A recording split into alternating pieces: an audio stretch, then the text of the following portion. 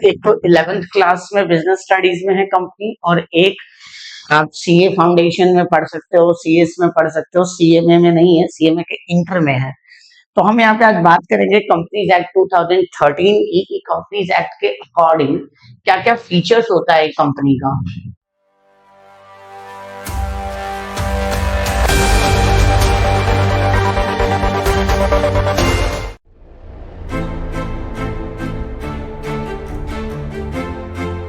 आज हम बात करेंगे कंपनीज एक्ट 2013, जो कि बच्चे दो तीन जगह यूज हो सकता है। एक तो 11th क्लास में बिजनेस स्टडीज में है कंपनी, और एक आप सीए फाउंडेशन में पढ़ सकते हो, सीएस में पढ़ सकते हो, सीएमए में नहीं है, सीएमए के इंटर में है।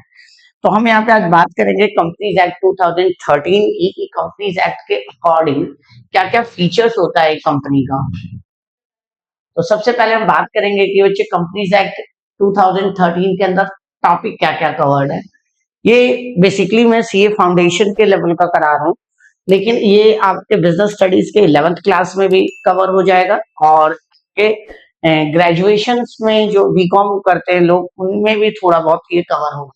तो काफी सारी चीजों में ये यूज होता है, और बहुत सारा बेसिक नॉलेज है यहाँ पे कंपनी से रिलेटेड। तो देखिए, सबसे पहले हम बात करते हैं कि कंपनीज एक्ट 2013 है क्या, और कंपनीज एक्ट 2013 किसके बारे में डील करता है। तो ये डील करता है कंपनी के बारे में, कंपनी के फीचर्स के बारे में, कंपनी के अंदर क्या क्या उसके कैरेक्टरिस्टिक्स हैं, कंपनी के क्या क्या डॉक्यूमेंट्स हैं, इन सब चीजों के बारे में ये डील करेगा। तो ये बहुत बेसिक नॉलेज है किसी कंपनी के बारे में। ये हर व्यक्ति को, जो बिजनेसमैन है, उसको पता भी होना चाहिए कि कंपनी क्या है, कंपनी के क्या फीचर्स हैं। सबसे पहले बात बच्चे कि पहले कंपनीज एक्ट 1956 था, जिसको बाद में चेंज करके क्या लाया गया, कंपनीज एक्ट 2013। पहले क्या था, कंपनीज एक्ट 2056। बाद में क्या आया, कंपनीज एक्ट 2013। तो ये याद रखना कि सबसे पहला जो फीचर्स है कि जो कंपनीज एक्ट है वो किसको रिप्लेस करके बना है, कंपनीज एक्ट 2013 कंपनीज एक्ट 1956 को रिप्लेस करके बना है। किसको रिप्लेस करके बना है, ये रहा देखो, the companies act 2013 was precedes by the companies act 1956। मतलब कंपनीज एक्ट 2013 जो है वो किसको रिप्लेस करके बना है, कंपनीज एक्ट 1956 को रिप्लेस करके बना है।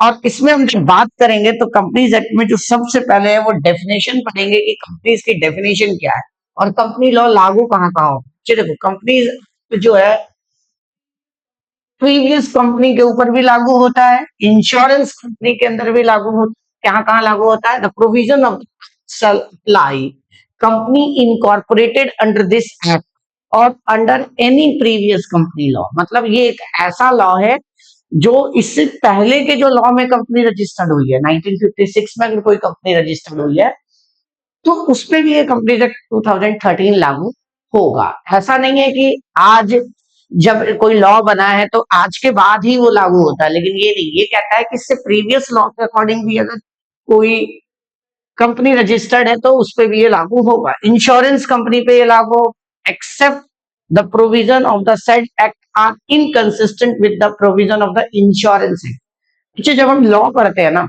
तो लॉ में दो चीजें होती हैं, एक सुपीरियर लॉ और एक जूनियर लॉ, मतलब इंफीरियर लॉ। जो कंपनी में जब बात होगी तो कंपनीज बाकी लॉ के ऊपर होगा, सुपीरियर होगा। लेकिन जब इंश्योरेंस की बात होगी तो इंश्योरेंस लॉ जो है वो प्रिवेल करेगा, और कंपनी लॉ क्या हो जाएगा, सप्रेस हो जाएगा। तो इंश्योरेंस कंपनी के लिए मेन है इंश्योरेंस एक्ट, है ना। कंपनीज एक्ट किसके लिए है, कंपनी के लिए। तो इंश्योरेंस जहां पे डोमिनेंट हो जाएगा वहां पे कंपनी लॉ रुक जाएगा। बैंकिंग कंपनी पे लागू होगा, बट बैंकिंग रेगुलेशन एक्ट अगर मान लो बैंकिंग कंपनी के ऊपर लागू हो रहा है तो वहां पर बैंकिंग लॉ को हम क्या देंगे, प्रेफरेंस देंगे, और कंपनी लॉ कम प्रेफरेंस देंगे। इलेक्ट्रिसिटी कंपनी के ऊपर लागू होगा, जो कि अगर इलेक्ट्रिसिटी एक्ट के अकॉर्डिंग अगर वो चीज कुछ अलग है, वहां पे इलेक्ट्रिसिटी एक्ट प्रिवेल करेगा और कंपनीज एक्ट प्रिवेल नहीं करेगा। तो सबसे पहले आता है बच्चे कि मीनिंग क्या है। Company means company, company means company which is registered under companies act 2013 और एनी अर्लियर एक्ट। कहता है कंपनी क्या है बच्चे, कंपनी क्या है, कंपनी कहता है company means a company. Section 2 subsection 20 क्या कहता है, सेक्शन 2 सेक्शन सबसेक्शन 20 राइट, क्या कहता है, define the term company. Company means company which is incorporated under this under any previous company. इस कंपनी क्या है, वो है जो कि इसके अकॉर्डिंग रजिस्टर्ड है। इनकॉर्पोरेटेड का मतलब रजिस्ट्रेशन, अंडर दिस एक्ट और एनी प्रीवियस कंपनी लॉ, मतलब इससे पहले वाला कोई लॉ हो जैसे कि 1956। फिर कहता है कि कंपनी के कुछ फीचर्स होते हैं। कौन कौन से फीचर्स है, पहला कहता है सेपरेट लीगल एंटिटी। मतलब ये क्या है बच्चे, एक तरीके का एक ऐसा बॉडी है जो इंडिविजुअल से अलग है। इससे अलग है, इंडिविजुअल से अलग है। तो कंपनी क्या है, इंडिविजुअल ह्यूमन बीइंग से अलग है। ह्यूमन बीइंग क्या होता है, एक नेचुरल पर्सन, और ये क्या होता है, एक आर्टिफिशियल पर्सन, और एक ऐसा पर्सन जिसका जन्म लॉ के अकॉर्डिंग हुआ है। तो सेपरेट लीगल एंटिटी भी है, मतलब सेपरेट है किससे, बिजनेसमैन से, शेयर होल्डर से। Share holder is a different identity and company have different identity. दोनों अलग अलग है, सेपरेट है, दोनों को आप मर्ज नहीं कर सकते हो। Legally separate from the members, मैंने भी आपको बताया ना कि मेंबर्स अलग होते हैं, कंपनी अलग होती है। लेकिन बाकी बिजनेस में आप बात करोगे जैसे कि सोल प्रोप्राइटरशिप, पार्टनरशिप, एचयूएफ, तो उसमें क्या होता है, सोल प्रोप्राइटर में मालिक ही बिजनेस मैन होता है, मतलब बिजनेस और मालिक अलग अलग नहीं होते बेसिकली। अगर आप मान लो कि बिजनेस पे कोई केस हो रहा है, कोई किसी ने सीयू किया है, केस किया है, तो वो माना जाता है कि मालिक के ऊपर केस किया है। लेकिन यहाँ पर ऐसा नहीं है, अगर कंपनी के ऊपर केस हुआ है तो इसका मतलब ये नहीं कि मालिक पे केस हुआ है। मालिक एक अलग आइडेंटिटी है और बिजनेस एक अलग आइडेंटिटी है। परपेचुअल ससेशन, परपेचुअल ससेशन का मतलब होता है चीज चलता रहता है। मेंबर्स में be come in may be go out, मतलब मेंबर्स आते रहते हैं जाते रहते हैं, बट कंपनी कभी बंद नहीं होता। तो members, change in members does not affect existence of company. अगला कहता है लिमिटेड लाइबिलिटी। लिमिटेड लाइबिलिटी कि अगर मान लो कि कंपनी अगर इंसॉल्वेंट हो जाए, कंपनी अगर बंद हो जाए, तो उस केस में जो शेयर होल्डर है उनकी पर्सनल प्रॉपर्टी बेच के कर्ज नहीं चुकाया जाता है। मेरी बात को ध्यान से सुनना, मैं क्या कहना चाहता हूं कि अगर कोई कंपनी बंद हो जाती है, इंसॉल्वेंट हो जाती है, उसकी लाइबिलिटी बहुत ज्यादा है, तो सबसे पहले उसकी लाइबिलिटी चुकाने के लिए कंपनी के पर्सनल, कंपनी के एसेट्स को बेचा जाता है, संपत्ति को बेचा जाता है। और अगर उसमें फिर भी पैसा पूरा ना हो तो शेयर होल्डर का पर्सनल प्रॉपर्टी नहीं बेचा जाता है। शेयर होल्डर लाइबल्स नहीं है, मेंबर्स लाइबल नहीं है। लेकिन पार्टनरशिप और सोल प्रोप्राइटरशिप में उल्टा होता है। अगर आप पैसा नहीं चुकाते हो तो उस केस में क्या होगा, आपकी पर्सनल प्रॉपर्टी को क्या किया जाएगा, बेचा जाएगा। इस केस में, किस केस में, सोल प्रोप्राइटरशिप और पार्टनरशिप। बट यहां पर ऐसा नहीं है। आर्टिफिशियल जुडिशियरी पर्सन, ये अलग एक पर्सन है, क्लियर। और कंपनी जो है वो किसके एक्ट कर अकॉर्डिंग, किसकी मदद से काम करती है, ह्यूमन की मदद से। और ह्यूमन मतलब डायरेक्टर्स की मदद से। अगर कंपनी को कोई डिसीजन लेना है तो कंपनी तो नेचुरल पर्सन है ही नहीं जो डिसीजन लेगा, तो कौन लेगा, उसके बिहाफ पे डायरेक्टर लेगा। तो सेपरेट लीगल एंटिटी कहता है they are the distinctive features between the forms of the organisation and most striking features in the company. सबसे मेन फीचर कौन है, सबसे मेन फीचर है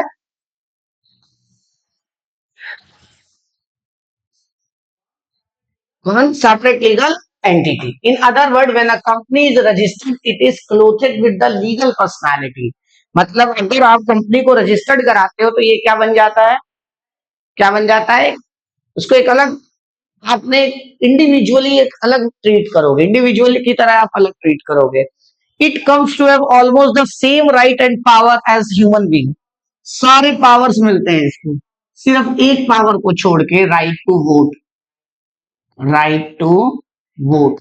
जैसे अगर मान लो इंडियन कंपनी लॉ के अकॉर्डिंग अगर अपने कंपनी को रजिस्टर्ड कराया है, तो जितने एक भारत के नागरिक को अधिकार है वो सारे अधिकार इस कंपनी को भी मिलेगा, बस एक अधिकार को छोड़कर, वोट देने का अधिकार।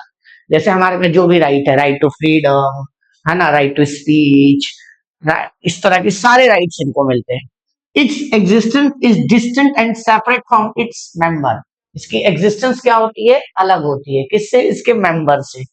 Company can own property, own मतलब वो अपने नाम पे प्रॉपर्टी खरीद सकता है, जैसे कि हम अपने नाम पे प्रॉपर्टी खरीद सकते हैं, वैसे ही कंपनी भी अपने नाम पे प्रॉपर्टी खरीद सकता है, बैंक अकाउंट खोल सकता है, लोन ले सकता है, लाइबिलिटी क्रिएट कर सकता है, कॉन्ट्रैक्ट कर सकता है। जैसे हम अपने नाम पे लोन ले लेते हैं, घर खरीद लेते हैं, बैंक अकाउंट खोल लेते हैं, सब कुछ जो करते हैं वो कंपनी भी करेगा।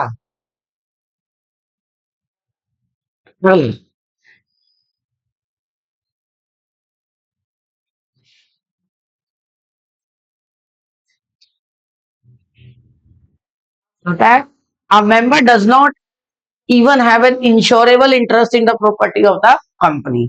मतलब इंश्योरेंस कराने का भी राइट किसका नहीं है, मेंबर का नहीं है। किसका राइट है, किसका राइट है, इंश्योरेबल इंटरेस्ट किसका है, कंपनी का राइट है, ना कि आप मेंबर का। इसमें आप कैसे केस कर सकते हो, जैसे कि मान लो कि क्या मेरे पास एक फैक्ट्री है और फैक्ट्री का मैंने फायर इंश्योरेंस कराया। अब मेरी बात को ध्यान से सुनना, फैक्ट्री का मैंने फायर इंश्योरेंस कराया और इंश्योरेंस करवाने वाले के नाम की जगह मैंने अपना नाम लिख दिया, कंपनी का नाम नहीं लिखा। देखो इंश्योरेंस में क्या होता है कि जिस जो है व्यक्ति वो अपना इंश्योरेंस अपनी प्रॉपर्टी का खुद करा सकता है, कोई दूसरा व्यक्ति उसकी प्रॉपर्टी का इंश्योरेंस नहीं करा सकता। तो यहाँ पे मैंने क्या किया कि कंपनी का इंश्योरेंस कराया, कंपनी का इंश्योरेंस, कंपनी के गोडाउन का इंश्योरेंस कंपनी करवा सकती है, न कि उसके मेंबर करवा सकते हैं। और ऐसे केस में अगर आग लग गई तो कंपनी इंश्योरेंस क्लेम नहीं देगी। तो हमेशा जब इंश्योरेंस करवाया जाता है कंपनी का, तो ये लिखा जाता है कि करवाने वाले का नाम क्या होगा, कंपनी का नाम।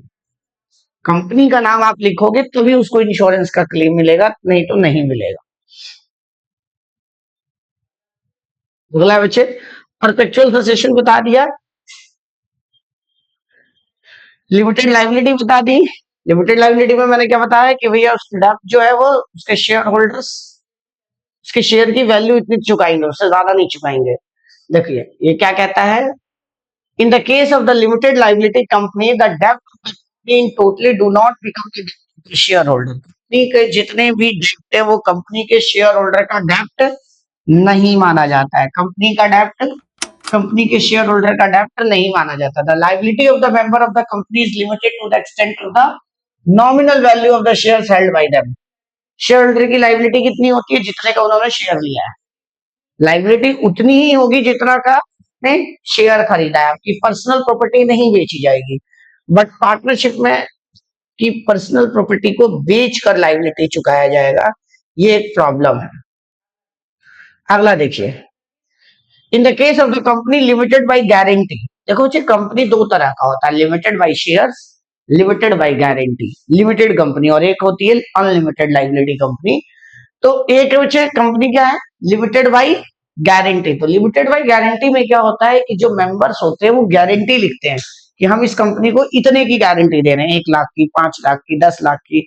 तो वो गारंटी का अमाउंट मैक्सिमम वो देंगे, उससे ज्यादा वो उनकी लाइबिलिटी नहीं है। मान लो कि एक राम एक शेयर होल्डर है कंपनी का, मेंबर है मतलब, और उसने गारंटी दी है 5 लाख की। तो कंपनी जब बंद होगी तो मैक्सिमम अमाउंट हम राम से कितना ले सकते हैं, 5 लाख रुपए ले सकते हैं, उससे ज्यादा का अमाउंट हम नहीं ले सकते हैं। आर्टिफिशियल लीगल पर्सन तो मैंने आपको बता ही दिया।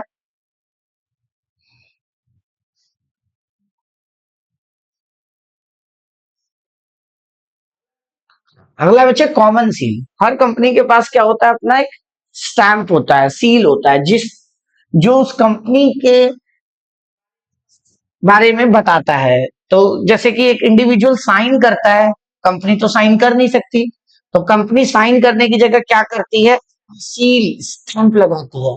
तो ये माना जाता है कि कंपनी क्या है, कंपनी ने उस डॉक्यूमेंट को वेरीफाई कर दिया है। क्या कहता है देखो, common seal is a official signature of the company. जिसपे भी डॉक्यूमेंट पे स्टैंप लग गया वो माना जाएगा कि वो किसका डॉक्यूमेंट है, कंपनी का डॉक्यूमेंट है। Which is affect by the officers and the employ of the company. कौन कौन लगाता है ये? ऑफिसर लगाते हैं या एम्प्लॉय लगाते हैं कंपनी के?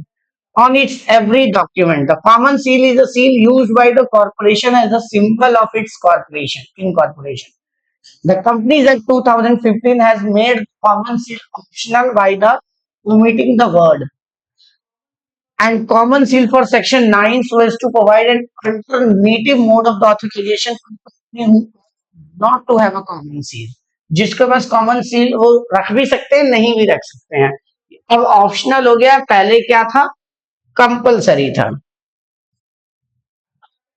अगर आप पे कॉमन सील नहीं है तो क्या होगा? दो डायरेक्टर साइन करेंगे। कितना डायरेक्टर? दो डायरेक्टर। फिर company secretary, wherever the company has appointed a company secretary. अगर कंपनी का कोई भी डॉक्यूमेंट है तो उसमें कितने डायरेक्टर्स साइन करेंगे? Shall be, authorisation shall be made by two directors. और अगर नहीं है, by a director and a company secretary, एक डायरेक्टर और एक कंपनी सेक्रेटरी, अगर कंपनी के अंदर कंपनी सेक्रेटरी अपॉइंटेड है तब।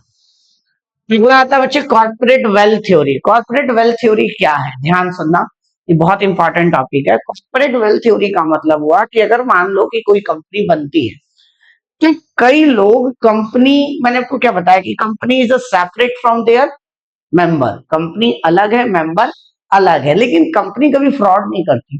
कंपनी तो नेचुरल पर्सन है ही नहीं, तो फ्रॉड कैसे करेगी? कंपनी के पीछे कौन होते हैं फ्रॉड करने वाले? उसके मेंबर्स होते हैं, उसके डायरेक्टर्स होते हैं। तो यहाँ पे कंपनी, ये लॉ ये क्या कहता है कि अगर कहीं कंपनी में कोई फ्रॉड हुआ तो उस केस में हम ये वाला कंसेप्ट भूल जाएंगे कि सेपरेट है, कंपनी सेपरेट है और मेंबर्स सेपरेट है। यहाँ पे हम क्या करेंगे? कंपनी और मेंबर्स को एक ही मानेंगे, और अगर कंपनी ने कोई फ्रॉड किया है तो हम मानेंगे कि मेंबर ने ही फ्रॉड किया है। तो उसको कहते हैं कवच। वेल मतलब एक शेल, कवर। तो इस वेल को हटाना, lifting of corporate veil. Well क्या है बच्चे? कवच है। कंपनी को हमने क्या एक कवच दे रखी है कि मेंबर अलग है और कंपनी अलग है। तो मेंबर अलग है और कंपनी अलग है, तो इसका यूज करके कई लोग बहुत सारा फ्रॉड करते हैं। और उस फ्रॉड से बचने के लिए क्या किया गया है, आगे हम पढ़ेंगे। लिफ्टिंग ऑफ कॉर्पोरेट वेल्थ, ये रहा। किस किस केस में हम हटा देते हैं, हम नहीं मानते कि सेपरेट है? पहला case, determine the character of companies to find out whether को एनिमी और फ्रेंड। हम ये मानेंगे, पहचानने के लिए कंपनी हमारे दुश्मन है या दोस्त है। अब मान लो कि कोई कंपनी है, इंडिया में रजिस्टर्ड है और उसके सारे मेंबर्स पाकिस्तानी हैं। ध्यान से सुनना, सारे मेंबर्स कहाँ के हैं? पाकिस्तानी है। तो वो क्या माने जाएगा? एनिमी है, क्योंकि वो इंडिया में इसलिए उसने खोली है कंपनी ताकि इंडिया की जासूसी कर सके। या चाइनीज है, बहुत सारे आपने देखा होगा है, बहुत सारी कंपनियां हैं जिसके शेयर होल्डर ज्यादातर क्या है? या तो चाइनीज कंपनी है या तो चाइनीज मेंबर है। तो इससे हमारे देश की सिक्योरिटी को थ्रेट है। तो उस केस में हम कंपनी को के कॉर्पोरेट वेल को हटा देंगे और उसके पीछे छिपे हुए मेंबर्स को पकड़ेंगे। या आप ऐसे कह लो कि मान लो कि कोई इंडियन नहीं कंपनी बनाई, बट उसको जो फंड आ रहा है वो कहां से आ रहा है? चाइनीज कंपनी से आ रहा है। तो इस केस में भी हम क्या करेंगे? ना तो कंपनी को सजा होगी, ना तो उस इंडियंस को होगी। हम उसको पकड़ने की कोशिश करेंगे जो इसके पीछे बैठा है, जिसकी इंटेंशन बैड है। कहता है टू प्रोटेक्ट रेवेन्यू टैक्स। कई लोग कॉर्पोरेट वेल का इस्तेमाल करके टैक्स बचा लेते हैं। क्या बचा लेते हैं? टैक्स। तो उस केस में हम ये मान के चलते हैं कि कंपनी अलग नहीं है मेंबर से। उस केस में हम क्या करेंगे? कंपनी को हटा के उसके पीछे जो बैठा व्यक्ति है, जिसकी ये इंटेंशन है कि कंपनी बना टैक्स की चोरी की जा सके, पैसे को घुमाया जा सके, उस व्यक्ति को पकड़ेंगे, ना कि कंपनी को पकड़ेंगे। मेरी बात आ रही है समझ? कई सारे लोग शेल कंपनियां बनाते हैं। शेल कंपनी क्या होती है? ऐसी कंपनी जिसका इंटेंशन ही होता है फ्रॉड करना, पैसे को रोटेट करना। तो उस ऐसी केस में हम मेंबर्स को पकड़ेंगे, ना कि कंपनी को पकड़ेंगे। टू अवॉइड लीगल ऑब्लिगेशन, कई कानून से बचने के लिए भी कई लोग, ताकि किसी कोई कानून के अंदर वो ना आ सके, कानून की पकड़ में ना आ सके, उससे बचने के लिए कई लोग क्या बना लेते हैं, कंपनी। तो उस केस में भी हम मेंबर्स को पकड़ेंगे, ना कि कंपनी को पकड़ेंगे। Formation of subsidiary to act as agent, कई कंपनियां क्या करती हैं, अपनी सब्सिडरी बना लेती हैं। सब्सिडरी मतलब एक कंपनी ने दूसरी कंपनी बना ली, तो उसको क्या कहेंगे, सब्सिडरी कंपनी, जिसके शेयर्स ज्यादातर किस कंपनी ने रखा है, पुरानी वाली कंपनी ने रखा है। तो उस केस में भी कई लोग फ्रॉड करने की इंटेंशन से ऐसा करते हैं, और उस केस में भी उसको माना जाता है कि मेंबर और कंपनी एक ही है। अब हम बात करेंगे टाइप्स ऑफ कंपनी। मैंने आपको पहले ही बता दिया था कि दो तरह की कंपनी होती है, एक तो होती है लिमिटेड लाइबिलिटी कंपनी और दूसरी होती है unlimited liability company. Unlimited liability company अब नहीं रहा, पहले था, पहले वो लीगल भी था लेकिन अब नहीं है। तो कंपनी जो है वो लिमिटेड लाइबिलिटी वाली दो तरह की है, limited liability with share and limited liability by guarantee. Guarantee में मैंने भी आपको बताया था कि आप मेंबर्स जो होते हैं मेमोरेंडम ऑफ एसोसिएशन में ये लिख देते हैं कि कौन मेंबर कितने की गारंटी दे रहा है। और इन केस ऑफ इंसॉल्वेंसी, कंपनी अगर इंसॉल्वेंट हो जाती है तो मैक्सिमम मेंबर जो अमाउंट देगा वो उतना ही देगा जितना उसने मेमोरेंडम में लिखा है। तो लिमिटेड बाई गारंटी का मतलब सिंपल सा है कि आपको यहाँ शेयर नहीं मिल रहा, आपने एक अमाउंट पे किया है कंपनी को। तो वो अगर आपने पार्शली पे किया है तो जो बचा हुआ अमाउंट है वो आपको और पे करना पड़ेगा इन केस ऑफ इंसॉल्वेंसी। और अगर पूरा पे कर दिया है तो अब आपको पे करने की जरूरत नहीं है। और अगर आपने मान लो शेयर होल्ड किया है, 5 लाख शेयर होल्ड किया है, 1 रुपए का एक शेयर है, और आपने अभी तक पेमेंट सिर्फ 3 लाख की है, तो अब आपको क्या करना पड़ेगा, 2 लाख की और पेमेंट करनी पड़ेगी इन केस ऑफ इंसॉल्वेंसी। फिर आता है बच्चे मेंबर्स के अकॉर्डिंग कितने की कंपनियां होती हैं। पहली होती है 1 पर्सन कंपनी। बच्चे ये 1 पर्सन कंपनी बिल्कुल नया कंसेप्ट है कंपनीज एक्ट 2013 में, ये 1956 में बिल्कुल नहीं था। ये 1 पर्सन कंपनी को लाने का इंटेंशन ये है कि सरकार चाहती है कि यहाँ पे जो छोटे छोटे बिजनेसमैन है, दुकानदार हैं, उनको कॉर्पोरेट सेक्टर की तरह काम करने की अपॉर्चुनिटी मिले, बड़े तरीके से लीगल तरीके से रजिस्टर्ड रजिस्ट्रेशन करा के वो अपना सके।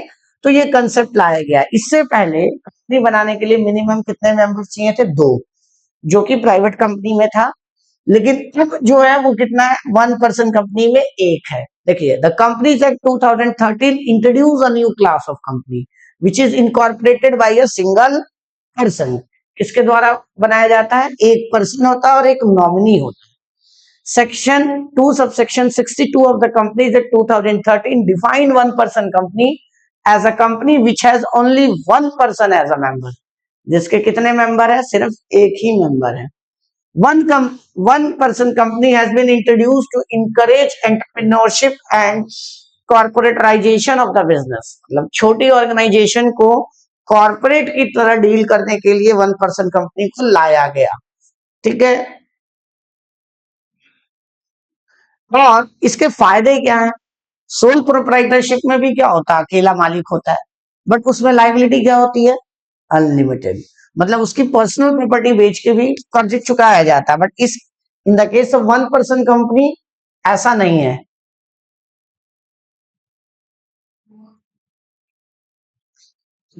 Only 1 person as a member, minimum paid up capital no limit, minimum paid up capital no limit. Private company में 1 लाख, पब्लिक कंपनी में 5 लाख, बट 1 पर्सन कंपनी में ऐसी कोई लिमिट नहीं है। कहता है कि the memorandum of the OPC shall indicate the name of other person who shall in the event of subscriber death, that is called nominee. अगर मान लो कि कोई मेंबर, अकेला एक मेंबर कंपनी चला रहा है और इंसिडेंटली उसका क्या हो गया, डेथ हो गया, तो उस केस में तो कंपनी बंद हो जाएगी। तो कंपनी लॉ कहता है नहीं, एक मेंबर होगा और एक नॉमिनी होगा। नॉमिनी मतलब एक व्यक्ति जिसको, और नॉमिनी हमेशा नेचुरल, जिसको अपॉइंट कौन करेगा, मेंबर। और इन case of the death of the member, nominee should manage the company. But किसी को भी नॉमिनी बनाने से पहले उसका कंसेंट लेना जरूरी है। मान लो किसी व्यक्ति को तुम अपनी कंपनी में नॉमिनी बना रहे हो, तो उससे उसकी सहमति लेना जरूरी है. Without the in consent you can't make a nominee in the one person company. और the other person whose name is given in the memorandum shall give his prior written consent. Sorry, return consent का मतलब उससे return में सहमति लेनी जरूरी है और उसको रजिस्ट्रार ऑफ कंपनी के पास सबमिट करना है. Such other person may give the rights to withdraw his consent. वो जब चाहे तब वो अपना कंसेंट विड्रॉ भी कर सकता है. मान लो किसी व्यक्ति को आपने नॉमिनी बना लिया, आज साल 2 साल वो रहा, तीसरे साल कहता है मुझे नॉमिनी नहीं बनना, तो वो हट सकता है, वो अपना कंसेंट वापस ले सकता है. मैंने आपको बताया ये आ सकता है कि natural person who is an Indian citizen whether in India shall be eligible to incorporate a one person company. तो वन पर्सन कंपनी बनाने के लिए क्या होना चाहिए? सिर्फ इंडियन सिटीजन ही अलाउड. कहता है कि no person shall be eligible to incorporate more than one person. एक व्यक्ति एक से ज्यादा में नॉमिनी नहीं बन सकता.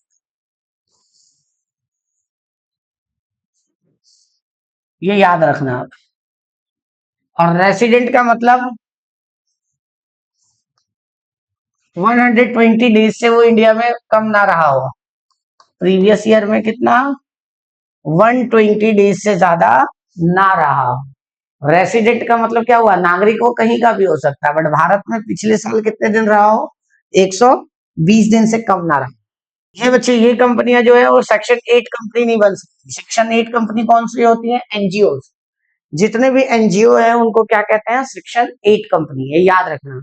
ऐसी कंपनी जो किसी trade, commerce, art, culture, religion को प्रमोट करने के लिए बनी हो, उसको कौन सी कंपनी कहते हैं? Section 8 company.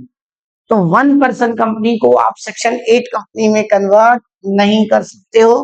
कोई भी non banking financial investment activity नहीं कर सकते, मतलब लोन देने का काम नहीं कर सकते. ये क्या क्या नहीं हो सकता? एक तो सेक्शन 8 कंपनी नहीं बन सकता, बैंकिंग एक्टिविटी नहीं कर सकता. ठीक है ना? ये रहा कुछ फीचर्स. अब ये देखो लिखा है, इसके कुछ चार्ट में बना हुआ है. वन मेंबर होता है, प्राइवेट कंपनी का नेचर होता है. ये जैसे प्राइवेट कंपनी होता है वैसे ही वन पर्सन कंपनी होता है. ये इंकरेज किया जाता है बिजनेसमैन को कि वो अपने बिजनेस को रजिस्टर्ड कराए. और सिंप्लीफाइड तरीके से होता है. ये सेपरेट लीगल एंटिटी होता है और लिमिटेड लाइबिलिटी होता है. अब आती है बच्चे सेक्शन 2 सबसेक्शन 68 प्राइवेट कंपनी. चलिए इसके फीचर्स क्या है? पहला, restrict the right to transfer it share. सबसे पहले सुन लो, प्राइवेट कंपनी में मिनिमम कितने मेंबर होते हैं? 2. मैक्सिमम कितने होते हैं? 200. Minimum 2, maximum 200. और इसके अंदर जो शेयर्स है कंपनी किसी जनरल पब्लिक को इशू नहीं कर सकती. वो किसे इशू करेगी? जनरल पब्लिक को इशू नहीं करेगी. किसको इशू करेगी? रिलेटिव्स को. रिलेटिव मतलब जो जानकार है. कंपनी मान लो किसी व्यक्ति ने बनाई तो वो अपने जानकार, अपने रिश्तेदारों को शेयर दे सकता है, हम जनता को नहीं. क्लियर? तो प्राइवेट कंपनी में क्या होता है? पहला, restricted the right to transfer it shares. अगर आपके पास शेयर है तो आप शेयर किसी रिलेटिव्स को ट्रांसफर कर सकते हो. नॉर्मल जनता को, आम जनता को आप नहीं कर सकते हो, जनरल पब्लिक को नहीं कर सकते हो. Except in case of the one person company, limit the number of members to 200. इसका क्या बच्चे? मैक्सिमम मेंबर कितने हैं? 200. मैक्सिमम प्राइवेट कंपनी में कितने लोग मेंबर बन सकते हैं? 200. और मिनिमम कितने? 2. इसके एम्प्लॉइज इंक्लूड नहीं होते उन 200 में. मान लो अगर आपने एम्प्लॉइज को मेंबर बना रखा है तो उन 200 नंबर के अंदर वो जो एम्प्लॉइज हैं वो इंक्लूड नहीं होते हैं. और आप आम जनता को क्या नहीं कर सकते हो? शेयर्स नहीं बेच सकते हो. No minimum paid up capital requirement. Minimum number of the members 2. Maximum number of the member 200. excluding present employee come and employee come members. right to transfer of share restricted. इसमें आप share transfer नहीं कर सकते. Small company कौन सी company मानी जाती है? Private company. ओपीसीबी क्या मानी जाती है? Private company. अब बात करेंगे स्मॉल कंपनी की. Section 2 subsection 85. स्मॉल कंपनी क्या होती है? इसकी कैपिटल को ध्यान से देखना. जिसका पेड कैपिटल 50 लाख से ज्यादा ना हो. क्या? पेड अप कैपिटल 50 लाख से कम हो उसे क्या कहते हैं, स्मॉल कंपनी। और ज्यादा से ज्यादा मैक्सिमम कितना हो सकता है, 10। मतलब सरकार अगर ये लिमिट बढ़ा भी रही है तो बढ़ा के मैक्सिमम लिमिट कितना कर सकती है, 10 करोड़। ये याद रखना कि मैक्सिमम लिमिट 10 करोड़ नहीं है, सरकार समय समय पर क्या करती है, इसकी लिमिट को बढ़ाती रहती है। तो मैक्सिमम लिमिट कितनी कर दी है सरकार ने, मतलब लॉ ने कितनी कर दी है, 10 करोड़ रुपीस, उससे ज्यादा नहीं हो सकता इसका क्या, कैपिटल 10 करोड़ से ज्यादा नहीं हो सकता। और फाइनेंशियल ईयर में बच्चे, दो फाइनेंशियल ईयर में 2 करोड़ रुपीस से ज्यादा का उसका क्या नहीं होना चाहिए, सेल नहीं होना चाहिए। सेल कितना नहीं होना चाहिए, कितना, सेल्स 2 CR से ज्यादा नहीं होना चाहिए। लेकिन अगर सरकार ने लिमिट बढ़ाई तो मैक्सिमम बढ़ा के सरकार कितनी कर सकती है, 100 CR। क्योंकि समय समय पे ना कंपनियों की सेल्स को ना सरकार ना लिमिट को बढ़ाती रहती है, तो बार बार लॉ को ना चेंज करना पड़े, इसीलिए लॉ में पहले ही लिख दिया गया है कि सरकार मैक्सिमम लिमिट तक ले जा सकती है 100 CR तक।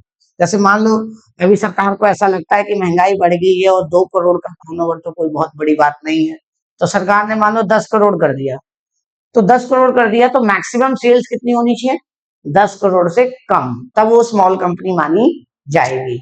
और अगर मान लो कि अगर वो फिर 2-4 साल बाद सरकार को लगा कि और बढ़ानी चाहिए तो 20 कर दिया, 30 कर दिया, और ऐसा करते करते मैक्सिमम सरकार कितना बढ़ा सकती है, 100 करोड़। 100 करोड़ से अगर ज्यादा बढ़ाना पड़ेगा तो कंपनी लॉ में चेंज करना पड़ेगा, फिर उसके लिए पूरी मीटिंग करनी पड़ेगी, तब जाके होगा।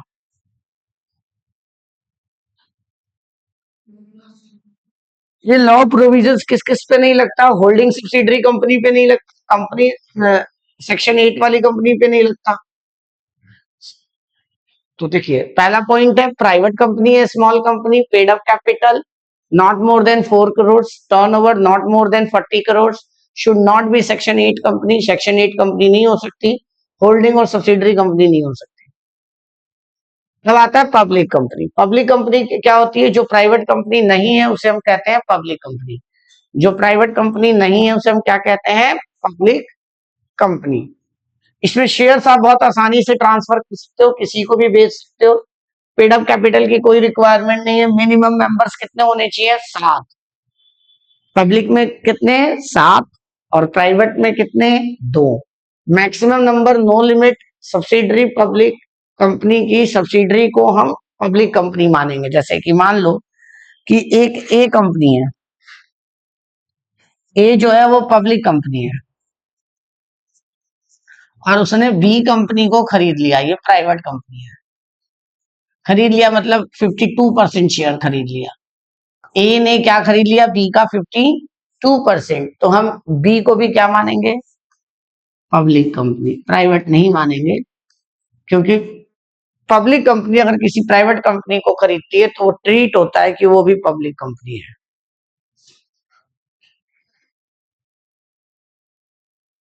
देखिए होल्डिंग और सब्सिडरी कंपनी, होल्डिंग कंपनी वो कौन होती है, जब कोई कंपनी दूसरी कंपनी का शेयर्स खरीदती है तो उसे हम होल्डिंग कंपनी कहते हैं। ए कंपनी ने बी कंपनी के शेयर्स खरीदे 51% से, या तो 51% या तो 51% से ज्यादा, तो उस केस में ए क्या कहलाएगा, होल्डिंग कंपनी। कौन सी कंपनी, होल्डिंग, और बी क्या कहलाएगा, सब्सिडरी कंपनी। तो होल्डिंग और सब्सिडरी कंपनी क्या है, होल्डिंग कंपनी वो है जो 51% से ज्यादा शेयर्स खरीदती है, और सब्सिडरी कंपनी कौन है, जिसकी खरीदती है शेयर्स।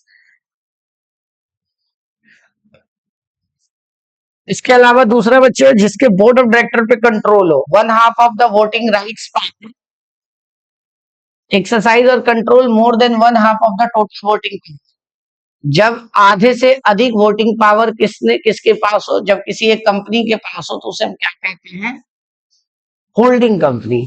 जब आधे से अधिक वोटिंग पावर किसी एक कंपनी के पास हो, वोटिंग पावर, और दूसरा डायरेक्टर्स को अपॉइंट करने का पावर, क्या, डायरेक्टर्स को अपॉइंट करने का पावर। तो उस केस में भी हम मानते हैं कि क्या मानी जाएगी, सब्सिडरी कंपनी। मान लो ए कंपनी है, उसने बी कंपनी के आधे से अधिक शेयर खरीद रखे, तब भी वो सब्सिडरी कहलाएगी बी, ए की। और दूसरा केस, जब ए के पास बी के डायरेक्टर को अपॉइंट करने का राइट हो, ए के पास बी के डायरेक्टर्स को अपॉइंट करने का राइट हो, तब भी वो माना जाएगा कि क्या है, सब्सिडरी कंपनी है।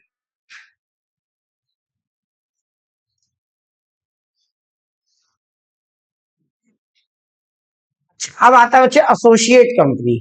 एसोसिएट कंपनी क्या होता है, जब एक कंपनी दूसरी कंपनी पे पूरा कंट्रोल नहीं रखती है, बट सिग्निफिकेंट कंट्रोल रखती है। सिग्निफिकेंट का मतलब होता है कि उसके डिसीजंस को अफेक्ट करती है, इतने शेयर है उसके पास। सब्सिडरी नहीं होती, बट उस पे उसका प्रभाव होता है, उसके निर्णय पे उसका प्रभाव होता है। उस केस में हम क्या कहते हैं, 25%। कम से कम कितना शेयर। तो एक चीज याद रखना, एसोसिएट कंपनी में क्या होता है, जब एक कंपनी दूसरी कंपनी का शेयर 25% खरीद ले, कम से कम कितना, कम से कम 25%, तो एसोसिएट। और अगर कम से कम 51% खरीद ले तो सब्सिडरी। कौन, जिसका शेयर खरीदेगी वो कहलाएगा एसोसिएट। 25% से 25% जिसका शेयर खरीदेगी वो क्या कहलाएगा, एसोसिएट। और जिसका 51% शेयर खरीदेगी वो कहलाएगा सब्सिडरी। तो यही याद रखना, ठीक है। अब आता है बच्चे कैपिटल के बेसिस में लिस्टेड कंपनी। लिस्टेड कंपनी वो कंपनी होती है जो शेयर मार्केट में रजिस्टर्ड होती है, कैपिटल मार्केट में रजिस्टर्ड होती है, और आम जनता को शेयर बेचकर पैसा इकट्ठा करती है, उसको हम कहते हैं लिस्टेड कंपनी। लिस्टेड कंपनी में क्या बोला इसने, देखो, as per the definition of the section 2 subsection 52 of the companies, the company which is any of its security listed in any recognized exchange, recognised stock exchange जैसे NSE, BSE, ऐसे करके बहुत सारे स्टॉक एक्सचेंज है। तो अगर उसमें registered है तो वो क्या माना जाएगा, लिस्टेड कंपनी माना जाएगा। क्लियर, ये याद रखना। अनलिस्टेड कंपनी वो होती है जो कंपनियां शेयर मार्केट में रजिस्टर्ड नहीं है। गवर्नमेंट कंपनी, गवर्नमेंट कंपनी कौन सी कंपनी है, जिसका 51% सरकार के पास हो। गवर्नमेंट कंपनी कौन सी कंपनी होंगी, जिसका 51% शेयर किसके पास हो, सरकार के पास हो। या तो सेंट्रल गवर्नमेंट के पास हो, या तो स्टेट गवर्नमेंट के पास हो, या दोनों ने मिला के खरीदा हो, या एक सेंट्रल गवर्नमेंट की कंपनी हो और दूसरा स्टेट गवर्नमेंट हो। ध्यान से सुनना, किसी तरीके से सरकार ने अगर किसी कंपनी का 51% शेयर खरीद लिया तो उसे हम क्या कहेंगे, गवर्नमेंट कंपनी। क्लियर, तो गवर्नमेंट कंपनी में कितना होता है, 51%। देखिए, कहता है at least 50% of paid up share capital held by the central government, any state government, partially by central government and one of the more state government. थोड़ा सा शेयर सरकार ने खरीदा, केंद्र, थोड़ा सा राज्य सरकार ने। ऐसा हो सकता है कि केंद्र सरकार ने भी खरीदा, 4 राज्यों ने मिलकर खरीदा, हिमाचल प्रदेश ने भी खरीद लिया, उत्तर प्रदेश ने भी खरीद लिया, और इंडियन गवर्नमेंट ने भी खरीद लिया। तो सबने मिला के अगर 51% खरीद लिया तो मान लिया जाएगा कि वो कौन सी कंपनी है, गवर्नमेंट कंपनी, क्योंकि गवर्नमेंट का कंट्रोल है उसके ऊपर। फॉरेन कंपनी कौन है, जो रजिस्टर्ड बाहर के लॉ में है बट काम इंडिया में कर रही है। फिर से बता रहा हूं, फॉरेन कंपनी क्या है, जो which is registered in another country's law but work in India, तो उसको हम कहते हैं foreign company. It means any company और body corporated incorporated outside India. Incorporated मतलब registered, has a place of business in India by itself और through a agent. But काम India में कर रही है, या तो खुद कर रही है या तो एजेंट के थ्रू कर रही है, फिजिकली कर रही है या इलेक्ट्रॉनिकली कर रही है। तो conduct any business activity in India in any other manner, या किसी और तरीके से इंडिया में, उसे हम क्या मानेंगे, कंपनी। और उसको रूल्स एंड रेगुलेशंस फॉलो करने पड़ते हैं आरओसी के। अगर आप कोई भी कंपनी चैरिटेबल पर्पस के लिए बनाते हो, किसके लिए, promote the charitable objective of commerce, art, science, sports, education, research, welfare, religion, charity, protection of environment. कोई भी ऐसा काम जो समाज की भलाई के लिए कर रहे हो, धर्म की भलाई के लिए कर रहे हो, खेल की भलाई के लिए कर रहे हो, पढ़ाई के लिए कर रहे हो, साइंस के लिए कर रहे हो, तो उस केस में हम कंपनी को क्या मानते हैं? Section 8 company. Clear? Section 8 company ध्यान रखना, इस पे शॉर्ट नोट आता है। इसका प्रॉफिट कमाकर खुद के बिजनेस में लगाने का ऑब्जेक्टिव होता है। जैसे मान लो कहीं से मुझे पैसा मिला सेक्शन 8 कंपनी को, तो उस पैसे को शेयर होल्डर्स के बीच में डिविडेंड की फॉर्म में नहीं बांटेगा, और प्रॉफिट को बांट नहीं सकता, उसे प्रॉफिट को फिर से वापस नहीं बिजनेस में इन्वेस्ट करना है, तो उसको कहते हैं हम क्या? Section 8 company. जैसे फिक्की, एसोचम, नेशनल, ये बच्चे ट्रेड ऑर्गेनाइजेशन है, फिक्की और ASSOCHAM, national sports club of India, CII, ये सब। अच्छा, इसके लिए आपको सेक्शन 8 कंपनी के लिए सबसे पहले लाइसेंस लेना पड़ेगा। Section 8 company allow the central government to register such person, association of person as a company with limited liability without the addition of the word limited। यहाँ वर्ड लिमिटेड नहीं लगता या प्राइवेट लिमिटेड नहीं लगता। Licence on such condition as it deemed fit. सरकार से आपको पहले लाइसेंस लेना, बिना लाइसेंस लिए आप नहीं कर सकते। The registrar shall on application register such person or association of person as a company under this section। ठीक है, सरकार ने अगर मान लो लाइसेंस रिवोक कर लिया तो मान लिया जाएगा कि आपकी कंपनी अब सेक्शन 8 कंपनी नहीं है। मान लो अभी आपको लाइसेंस दे दिया, कुछ समय बाद आपका काम अच्छा नहीं लगा, मतलब आपके काम पे शक है सरकार को कि आप कोई समाज की भलाई नहीं कर रहे हो, उल्टा कोई ना कोई दूसरे काम में इन्वॉल्व हो, तो उस केस में सरकार क्या करती है कि लाइसेंस को रिवोक मतलब वापस ले लेती है और आपकी कंपनी खत्म हो जाती है। The central government may by order revoke the licence. Revoke का मतलब वो आपके लाइसेंस को छीन सकती है। Company where the company contravenes any of the requirement और condition of the section subject to which licence is issued. मान लो आपको किसी टर्म्स एंड कंडीशन पे लाइसेंस दिया है, वो टर्म्स एंड कंडीशन आप फुलफिल नहीं कर रहे हो, तो ये बोला गया था कि प्रॉफिट को वापस समाज की भलाई में लगाना है, आप आपस में एंजॉय कर रहे हो, बांट रहे हो, तो उस केस में कंपनी क्या कर देती है? रूल्स को वॉयलेट करती है फ्रॉडेंटली और violate the object of the company.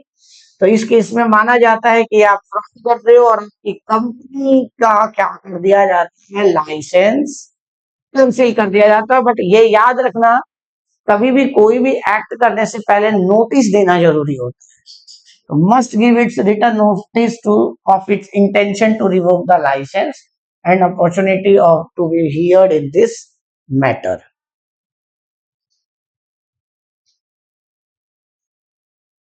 अगर बच्चे किसी तरीके की पेनल्टी और पनिशमेंट भी मिलती है अगर आप कंप्लेंट करते हो, तो मतलब किसी रूल्स को फॉलो नहीं करते हो, तो कितना हो सकता है? 10 लाख रुपीस, और मिनिमम 10 लाख रुपीस है, ये याद रखना। पेनल्टी कितनी हो सकती है? मिनिमम 10 लाख रुपए की, और मैक्सिमम कितनी हो सकती है? 1 CR। और जितने भी कंपनी के एम्प्लॉय जिन्होंने ये फ्रॉड किया है, की है, उसको सजा भी हो सकती है। कितने की पेनल्टी लग सकती है उनको? 25 लाख की, 25,000 से लेकर 25 लाख, है ना।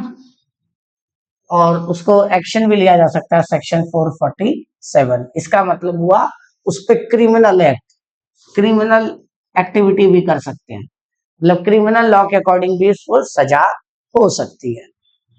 ठीक है, तो ये कुछ फीचर्स है इसके, वही जो हमने पढ़े उसको शॉर्ट फॉर्म में दिया हुआ है। कहता a partnership can be a member of the section 8 company, yes।